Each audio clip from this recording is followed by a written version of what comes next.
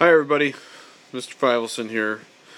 I had a death in the family this weekend, and I'm at a funeral today, but YouTube's there, so here's the video for the first part of Chapter 5. So, hoping that you uploaded the assignment guide and the one item that is in the Day 1 folder.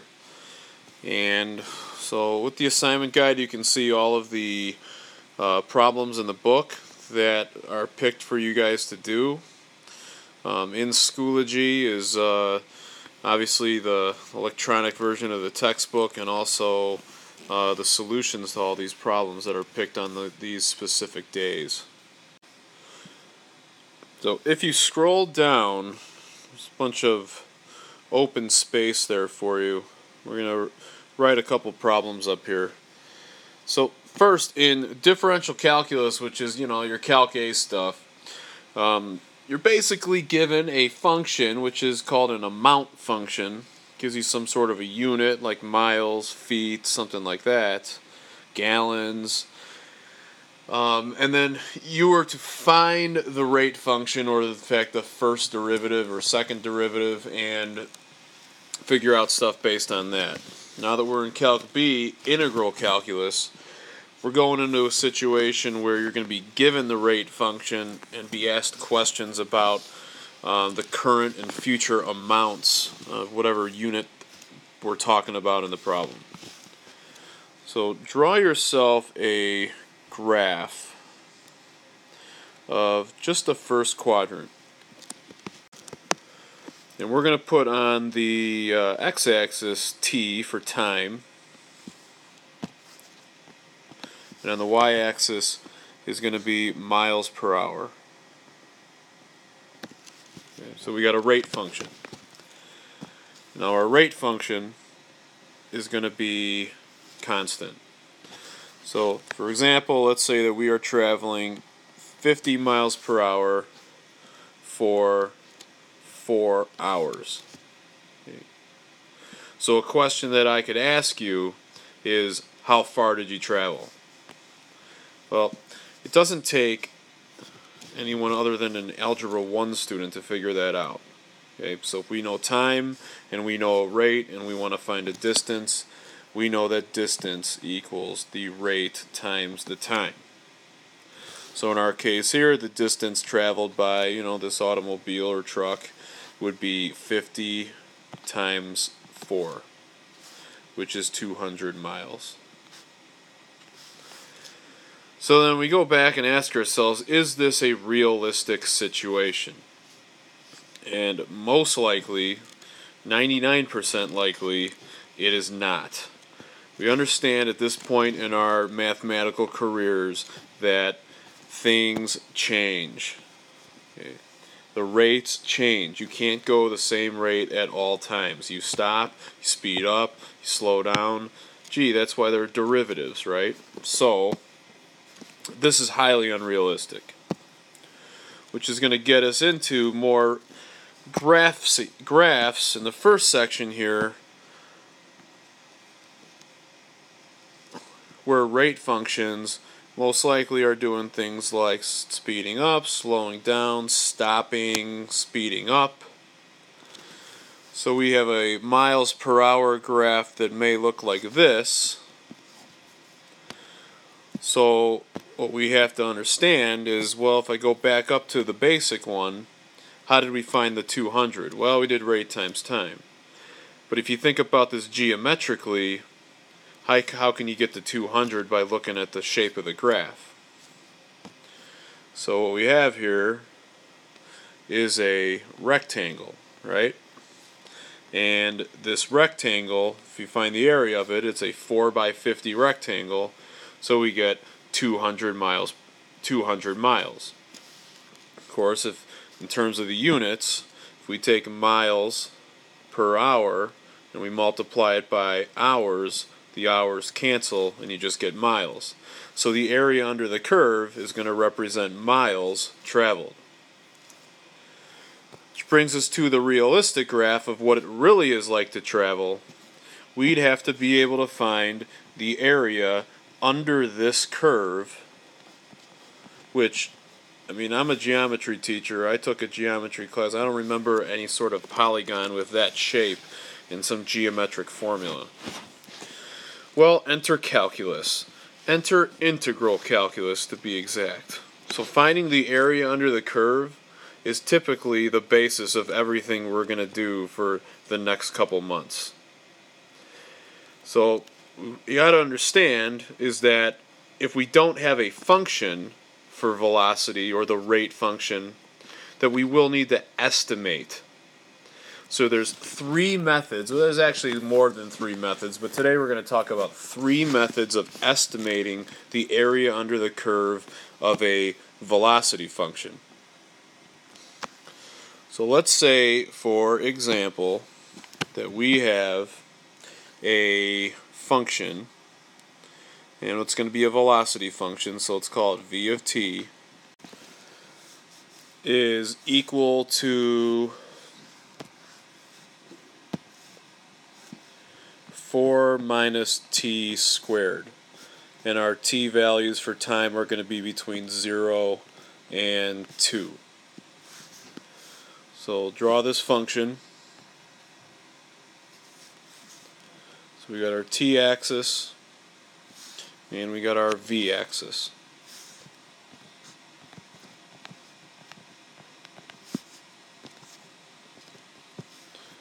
So we have our parabola. It's going to decrease, hit the x-axis. So if this represents my velocity from time 0 to 2, then the distance traveled is going to again represent the area under the curve. So what we have are called, two ways to estimate this, called rectangular approximations.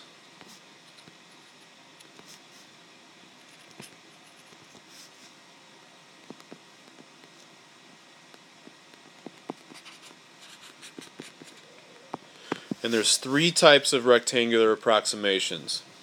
There's LRAM, there's RRAM, and then there's MRAM. Okay. And those are the three we'll introduce today and then continue to use over the next little while here. So an LRAM represents a left-handed rectangular approximation. The RAM represents rectangular approximation method.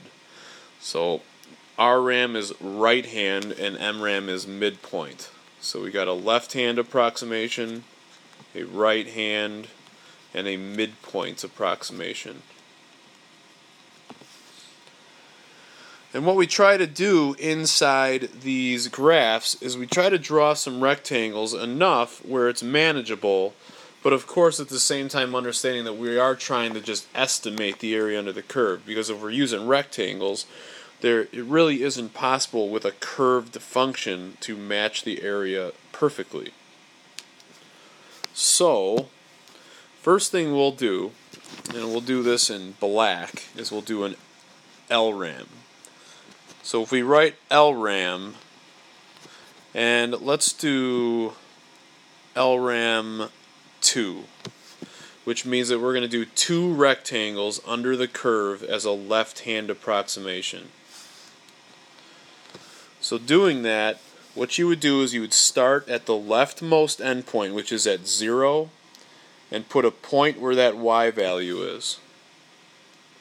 Now, since I'm doing two rectangles on an interval too long, I know that I'm going to do, each interval is going to be 1 unit in length, because you take the length and divide by how many rectangles you have. So 2 divided by 2 is 1. So I'm going to draw a rectangle, the top of the rectangle 1 unit across, and then draw it down to 1. The next interval is going to go from 1 to 2, so I take the y value at 1, which is the left hand of that interval. I'm using the left because it's an LRAM. I draw to the right and then down to the function. So that generates two rectangles that closely estimate the area under the curve. So finding these rectangles, the areas of these rectangles, you would have a 1 by 4, and I'd add that to another 1 by, let's see, if I put in 1, I'm going to get 3. So 1 times 4 plus 1 times 3 is 7. So I've estimated the left-hand rectangular approximation method with 2 subintervals to be 7 units, 7 square units. An RAM is going to base everything off the right side. So the first thing I do with the RAM is I go to the rightmost endpoint, which is at 2. I draw over to the, so I'm drawing left now, that direction. I go to the next subinterval and draw down to the x-axis, which in this case would be a 0 height rectangle. Then I come up to my next interval starting at the right, and I draw left and down. So now I have 2 rectangles there. One has a length, a height of 0, so I'm going to have a 1 times 3, that's the first rectangle, and then a 1 times 0, so that's just equal to 3.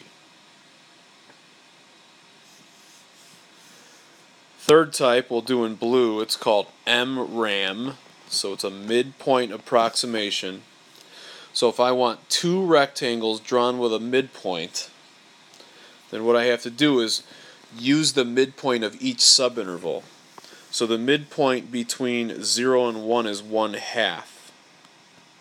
So I'm going to go up to the function value at 1/2, draw left, draw right, and down. And then over between 1 and 2, there's 3 halves, which would be about right here. So I draw left, I draw right, and I draw down.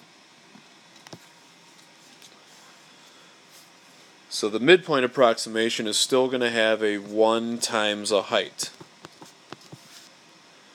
So substituting in 1/2, it would be 4 minus 1/2 squared. This gives me the height, so 4 minus 1/4, which would be 3 3/4, or what is that, 15/4. And then if I put in 3 halves, that's going to be 9/4, so I think that becomes 7/4 when you subtract. So adding those together, you're going to get 22/4, which is equal to 5 1/2. Okay. So midway between 3 and 7 is 5. So one would expect, oh, the midpoint rectangular approximation should be the average of the left and the right. And our first example that we've ever done, that is not the case. So you can just go ahead and forget that ever is even a thought in your head. The functions that have curves, like everything we're going to work with basically, their rates change. That's why they have second derivatives and such things like that. We're going to start talking about integrable functions being differentiable functions. So if the derivatives change, in those heights of the rectangles are going to change in a little bit quicker than you'd like to think. So that's the basics. You got LRAM, RRAM, and MRAM. Okay, 3 of our new friends. Now, here's another function. So we got 9x minus x cubed. So we're going to find an LRAM, an MRAM, and an RRAM with 6 subintervals going from 0 to 3. So 9x minus x squared, or x to the third, has x-intercepts at 0 and 3 on that interval. Okay. So graphing 1, 2, 3, it's going to intersect here.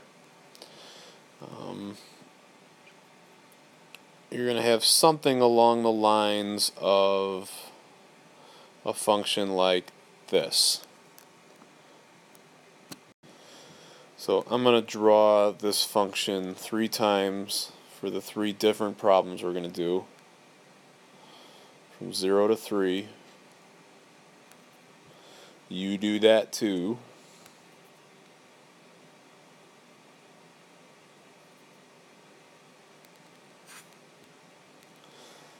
Okay. And let's do the LRAM first with 6 subintervals.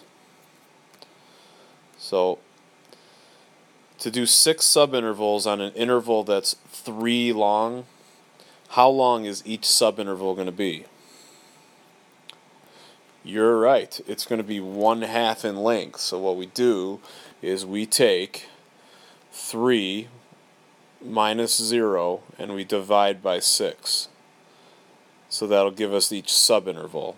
The rightmost minus the leftmost divided by subintervals, and we got 1/2 in length. So there's going to be some division points that we'll put on the graph as well. So this first one's going to be an LRAM. So I'm going to start on the left and I draw right. That's the first rectangle. Not very substantial, is it?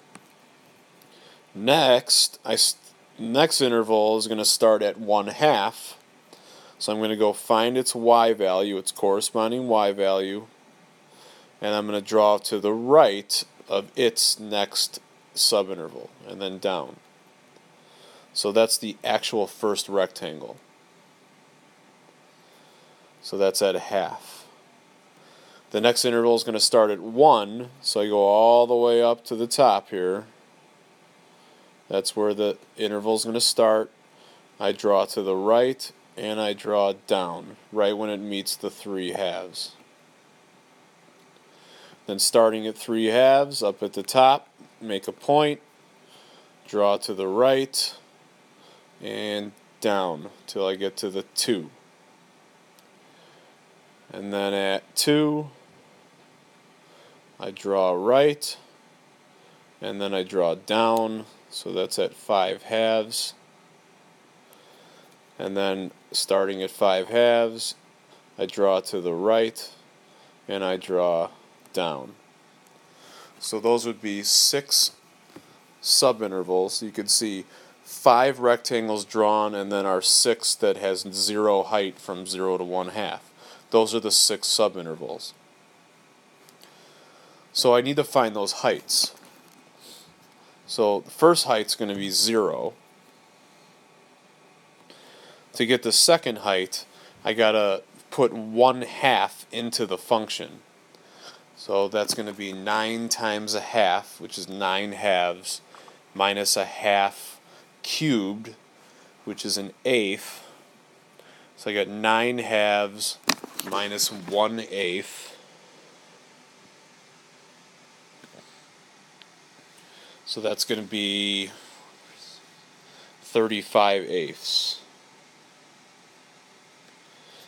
Okay. The next interval is going to be with the 1, so that's 9 minus 1, which is 8.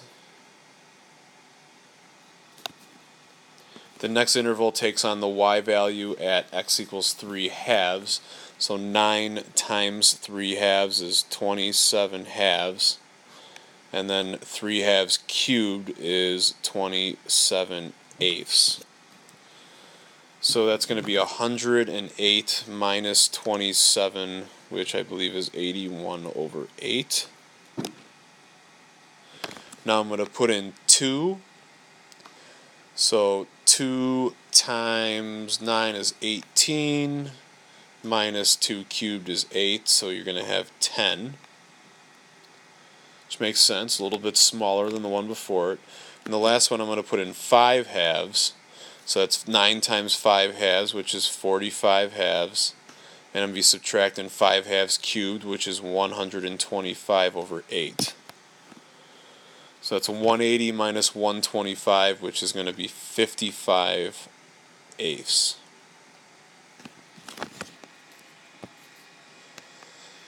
So now the intervals are all the same here. So they all have a width of 1/2. So that's constant. So when I find this LRAM, I'm going to have 1/2 multiplied by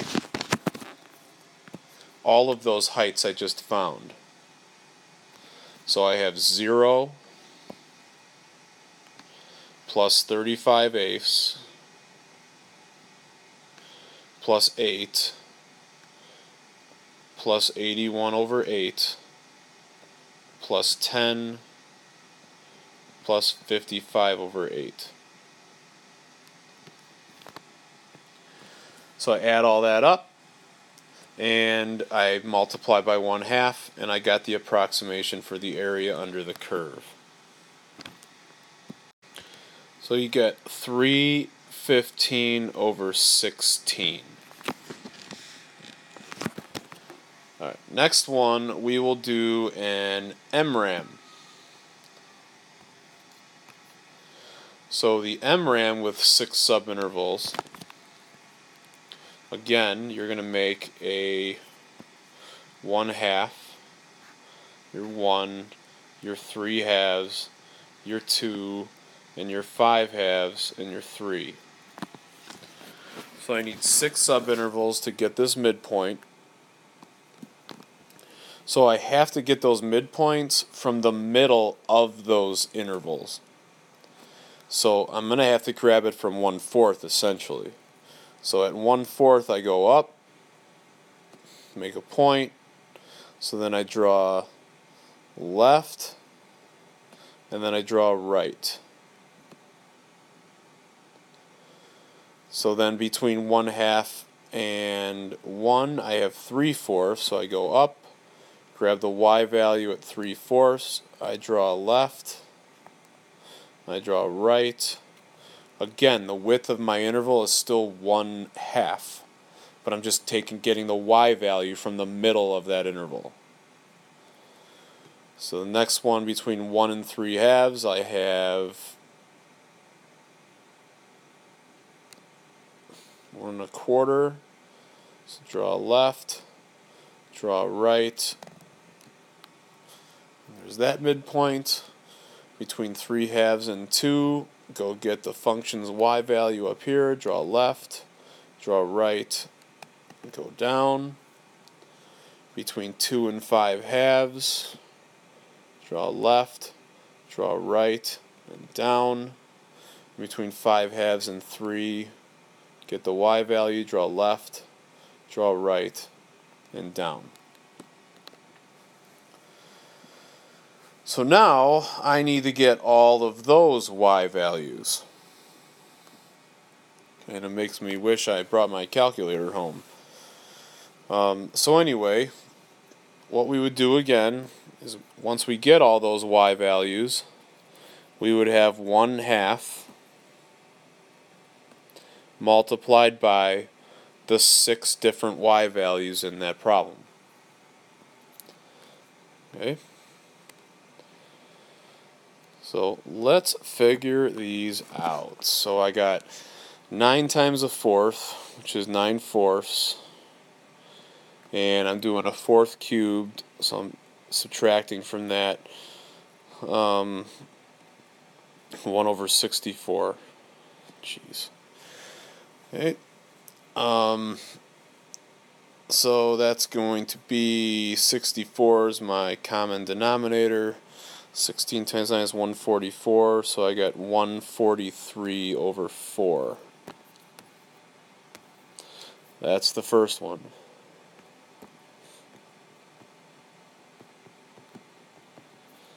Second one, I need to put in 3/2, or not 3/2, excuse me, I have to put in 3/4, so 9 times 3/4 is 27/4, and I need to subtract 3/4 cubed, which is 27/64.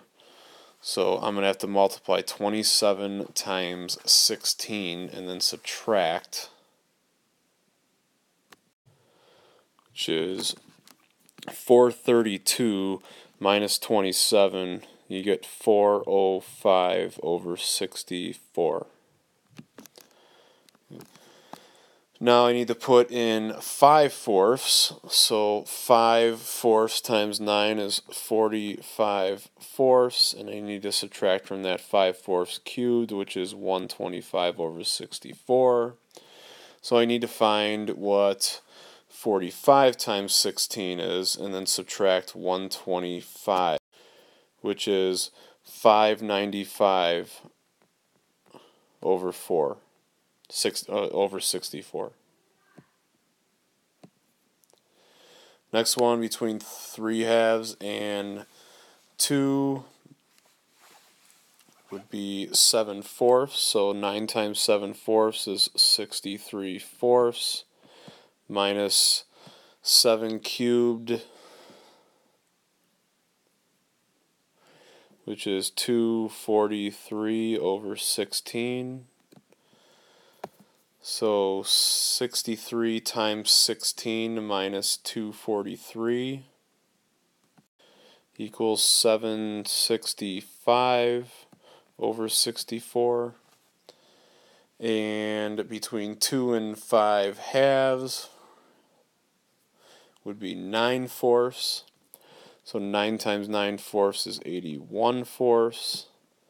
I'm be subtracting 9 cubed, which is 729 over 64. So figuring out that is 567 over 64. And one more is 11/4. So 11/4 times 9 is 99 over 4. And then 11/4 cubed is 1,331 over 64. So that is equal to 253 over 64. So now we'll put all these values back in this part of the equation. So I got 143 over, I think that should be 64, right? And then that's 405 over 64. And 595 over 64. And 705 over 64. And 567 over 64, and 253 over 64. Add those up, divide by 2, and we have our midpoint approximation. Now, you want to do some more math for the RAM? Probably not, right? You already know a lot of these values, but if we were to draw an RAM, again, we would need our 6 subintervals, so we got to put on our 3/2 and our 5/2. Start at the right, draw left. Start at the right, draw left. Start at the right, draw left. Start at the right, draw left. Start at the right, draw left. Start at the right, draw left.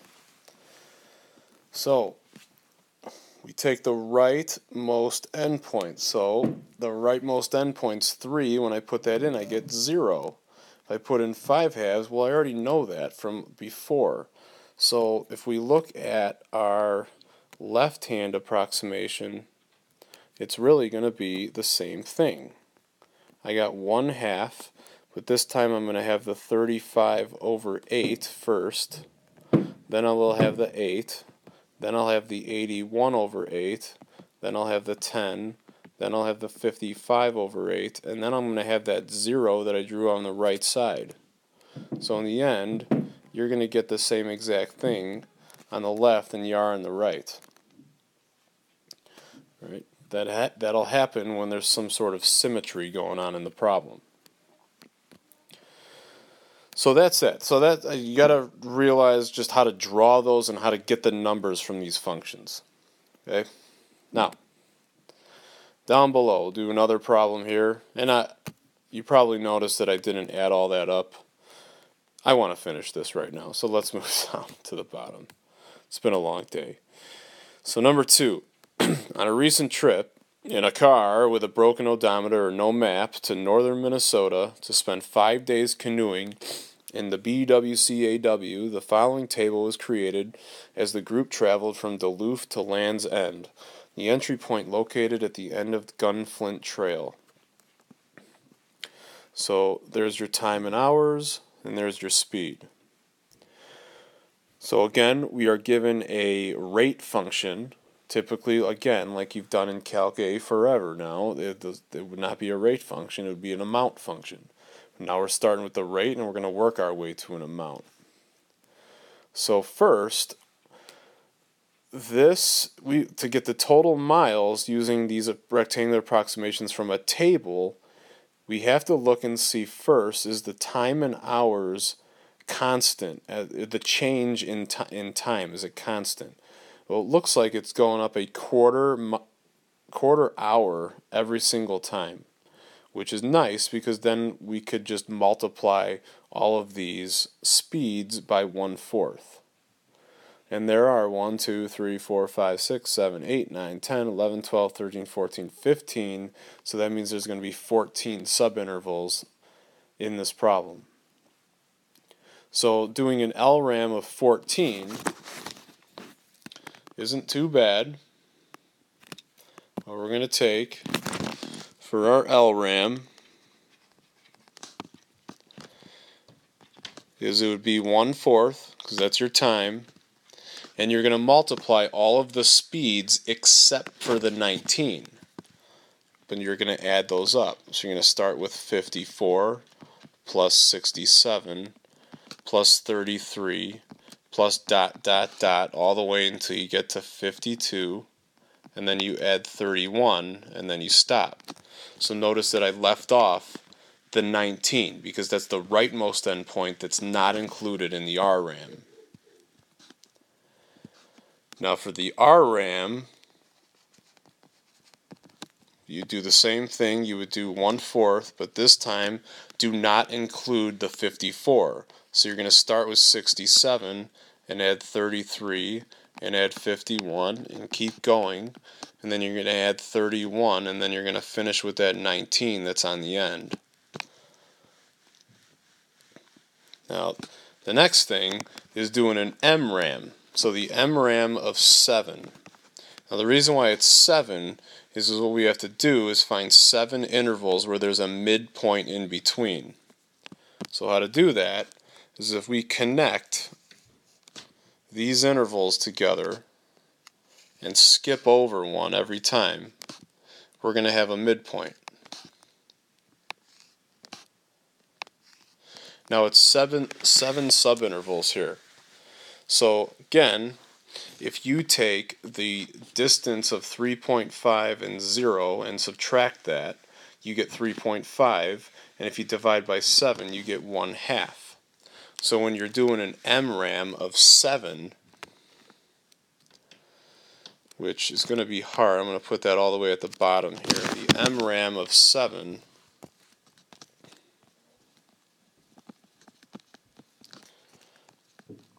you're going to have, that should be a colon, you're going to have a 1/2 out in front, and now you're going to take the middle of all those intervals I just drew. So it would be 67 from the 0.25, you're going to take the 51, you're going to take the 61, you're going to take the 52, you're going to take the 46, the 59, and the 31. So those are all the middles of the intervals that we just drew. Right there. So now for part B, we're going to do how many miles had the group traveled in just 2 hours. Well, see how there's question marks there? So if you just want to go to 2 hours, can see that there are 1, 2, 3, 4, 5, 6, 7, 8, 9 data points. So all it's going to take then is 8 subintervals to get 2 hours from the table. So it would be an LRAM of LRAM sub 8 and an RRAM sub 8. And if we were doing an MRAM, now think about what we did up top. Okay, it would be an MRAM sub how much? Good job. It would be an MRAM sub 4 in order to do that. You can see with the red little brackets I drew, there are only 4 brackets that go from 0 to 2, so you have midpoints. And we will not add those up right now. But part C, let's do. So it's a tough question. Using LRAM, how long did it take to get to Grand Marais, a distance of 113 miles from Duluth? So what we want to do is just start looking at the intervals. So if we're doing a left-hand approximation, the first interval in the problem goes from 0 to a quarter of an hour. And if we're doing a left-hand approximation, that's going to go back to the 54 miles per hour. So then what we're going to do is take 1/4, multiply by 54, and so that's 54 divided by 4, which is 13.5. Okay. So you know in a quarter of a mile, they drove 13.5 miles. So the next thing, I got 1/4, and I'm going to multiply by 67, which is the next left endpoint. Okay. So then, he drove 16.75. So in that quarter of an hour. Okay. So if you add those together, in the first half hour, they drove approximately 30 miles per hour. Or not 30 miles per hour, 30 miles. Okay. So now there is the next quarter, which would be multiplied by 33, and that is 8 1/4. So again, approximately we're looking at about 39 miles about. So we're going to keep doing that until we get to 113. So 1/4 times 51, that's equal to 12.75. So again, we're looking at that's about 38, it's about 50 miles so far. Next one would be 1/4 times 22, so they obviously slowed down there. So it'd be 5.5. And then we got 1/4 times 61, which is 15.25. So again, you're looking at about 65 at this point, maybe. And then we got 1/4 times 60, which is 15. Then we got 1/4 times 52, which is 13. Then we got 1/4 times 33, which again is 8.25. So at this point it's like 107.75. So if you add another 1/4, and this time multiply by 46, this is going to get past the 113 mile mark that our goal is here. So this is about 11.5 here. So that goes actually past the 113 when I add all those up. So how long does that take? Well, if I count my subintervals, there was 1, 2, 3, 4, 5, 6, 7, 8, 9, 10 subintervals. Each subinterval is a quarter of an hour, so 10 times a quarter is equal to 2.5 hours. So at the most, it's going to take 2.5 hours, and it's an LRAM with 10 subintervals, so it's an LRAM sub 10.